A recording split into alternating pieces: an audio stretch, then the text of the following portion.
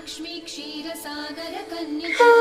उत्तिष्ठ हरिसंप्रीते भक्तानां भाग्यदायिनी श्रीलक्ष्मी श्रीमहालक्ष्मी क्षीरसागर कन्यका उत्तिष्ठ हरिसंप्रीते भक्तानां भाग्यदायिनी उत्तिष्ठोत्तिष्ठ श्रीलक्ष्मी विष्णुवक्षस्थलालये उत्तिष्ठ करुणापूर्णे लोकानां शुभदायिनी उत्तिष्ठोत्तिष्ठ श्रीलक्ष्मी विष्णुवक्षस्थलालये